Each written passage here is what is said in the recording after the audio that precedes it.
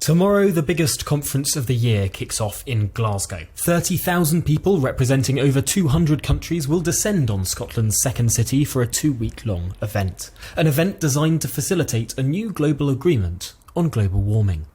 In 2015, all 196 countries represented at what was then COP21 in Paris reached an agreement. This was to reach net zero CO2 emissions by the middle of this century, as well as keeping global warming well below 2 degrees and an ambition to keep it under 1.5 degrees. This all became known as the Paris Agreement. Well, COP26 is 5 conferences on from Paris, meaning it's a significant COP, and the UK argues it's time for a new, more ambitious global agreement. Boris Johnson has said he wants to keep 1.5 alive, meaning he wants a hard 1.5 degree limit on global warming to be stronger than a simple ambition.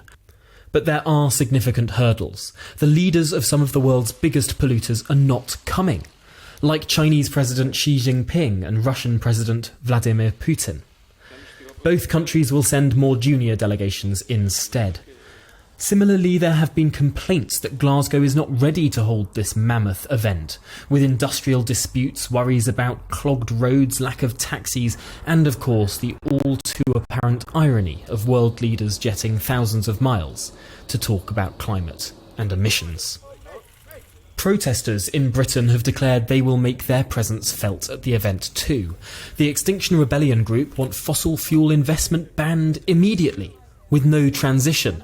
Still more campaigners complain that the UK has not done enough, when in reality the UK has reduced carbon emissions by a greater degree than any G20 country since 1990.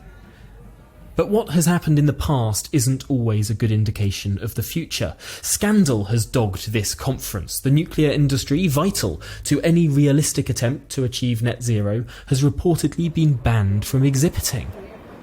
That just adds to the woes of some of the world leaders not coming, infrastructure worries, and of course the sad news that on health grounds, Her Majesty the Queen will no longer be making an in-person appearance. However, most world leaders will be there. Among the big names are to be Joe Biden, Justin Trudeau, Emmanuel Macron, and UN Secretary-General Antonio Guterres. Greta, up here! Also set to be there is activist Greta Thunberg, who is almost guaranteed to say whatever is agreed is not enough.